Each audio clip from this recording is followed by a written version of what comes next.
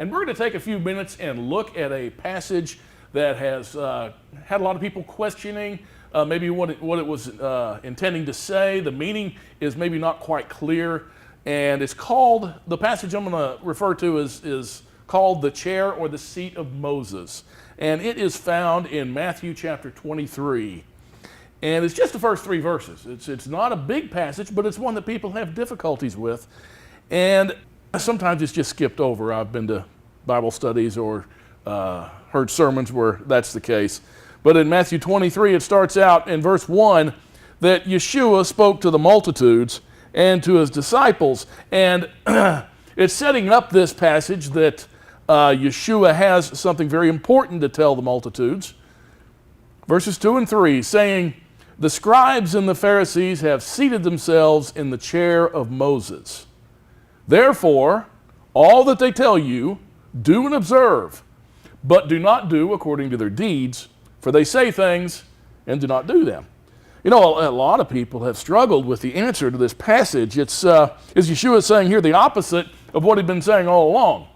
Is he now saying to obey what the Pharisees say, although he said to beware of the leaven of the Sadducees and Pharisees? So is he saying now to listen to them, do what they say? If they do what they say, then they have to reject him because that's what they say to do. Well, one answer that has been used is to look in the Shem Tov. Now, Michael Rood and Nehemiah Gordon did a video, and also Nehemiah Gordon wrote a book called The Hebrew Yeshua versus the Greek Jesus.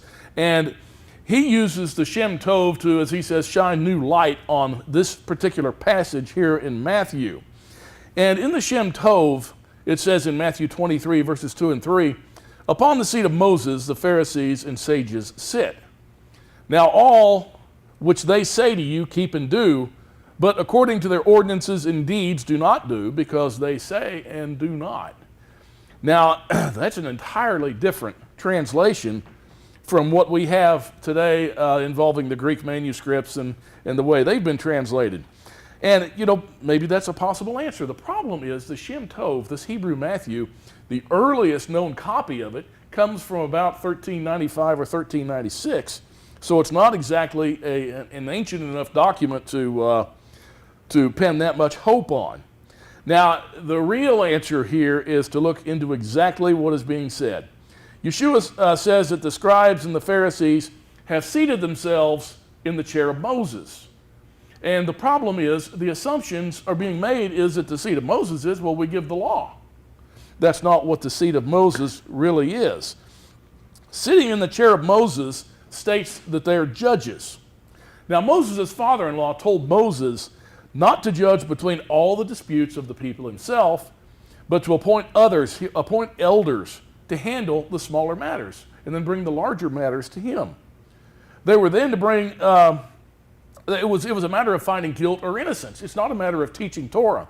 We see in Exodus 18, starting at verse 14, the text reads, "Now when Moses' father-in-law saw all that he was doing for the people, he said, 'What is this thing that you're doing for the people? Why do you alone sit as judge, and all the people stand about you from morning until evening?'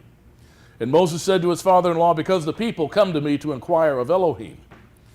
And when they have a dispute, it comes to me, and I will judge between a man and his neighbor, and make known the statutes of Elohim and his Torah.' And Moses' father-in-law said to him, 'The thing that you're doing is not good. You will surely wear out both yourself and these people who are with you, for the task is too heavy for you. You cannot do it alone. Now listen to me, I shall give you counsel, and Elohim be with you. You be the people's representative before Elohim, and you bring the disputes to Elohim. Then teach them the statutes and Torah, and make known to them the way in which they're to walk and the work they're to do. Furthermore, you shall select out of all the people able men who fear Elohim, men of truth, those who hate dishonest gain, and you shall place these over them as leaders of thousands, of hundreds, and of 50s and of 10s. And let them judge the people at all times, and let it be that every major dispute they will bring to you, but every minor dispute they themselves will judge. So it will be easier for you, and they will bear the burden with you. If you do this thing, and Elohim so commands you, then you'll be able to endure, and all these people also will go to their place in peace.' So Moses listened to his father-in-law and did all that he had said. And Moses chose able men out of all Israel and made them heads over the people, leaders of thousands, of hundreds, and of fifties, and of tens. And they judged the people at all times. The difficult dispute they would bring to Moses, but every minor dispute they themselves would judge. And this was later implemented. We see in Deuteronomy 1, starting at verse 13, choose wise and discerning and experienced men from your tribes, and I'll appoint them as your heads. And you answered me and said, the good thing, or the thing which you have said to do was good. So I took the heads of your tribes, wise and experienced men, and appointed them heads over you, leaders of thousands and of hundreds, of fifties and of tens, and officers for your tribes. Then I charged your judges at that time, saying, hear the cases between your fellow countrymen, and judge righteously between a man and his fellow countryman, or the alien who is with him. You shall not show partiality in judgment. You shall hear the small and the great alike. You shall not fear man, for the judgment is Elohim's. In the case it is too hard for you, you shall bring to me, and I will hear it. Now the duty of the seat of Moses was taken over by the Levites. In Deuteronomy 17, starting at verse 8, it says, if any case is too difficult for you to decide, between one kind of homicide or another, between one kind of lawsuit or another, between one kind of assault or another, be in cases of dispute in your courts, and you shall arise and go up to the place which Yahweh your Elohim chooses. So you shall come into the Levitical priest or the judge who is in office in those days. You shall inquire of them, and they will declare to you a verdict in the case. And you shall do according to the terms of the verdict which they declare to you from that place which Yahweh chooses. You shall be careful to observe according to all that they teach you, according to the terms of the Torah which they teach you, and according to the verdict which they tell you, you shall do. You shall not turn aside from the word which they declare to you, to the right or to the left. Now, Yeshua spoke of following the Pharisees and the scribes in their judicial capacity as judges and legislators, not as teachers of the law. Now, in Yeshua's day, the Pharisees and the rabbis, the scribes and the Sadducees, they created civil laws for their towns and their cities, just like legislators do today.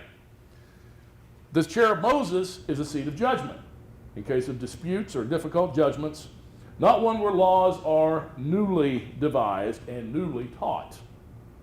Therefore, Yeshua is saying they are declaring who is guilty, they're declaring who is innocent, and the people must listen to them. This is according to Torah. Deuteronomy 17, verses 12 and 13, the man who acts presumptuously by not listening to the priest who stands there to serve Yahweh your Elohim, nor to the judge, that man shall die. Thus you shall purge the evil from Israel. Then all the people will hear and be afraid and will not act presumptuously again. He's telling them to listen to the Torah and do as the Torah of the Father says. Follow their judgments of innocence and of guilt, but don't do the things they do. In making this declaration, Yeshua was signing his own death warrant because they were going to declare him guilty. That explains the seat of Moses. If you have any questions, visit our website.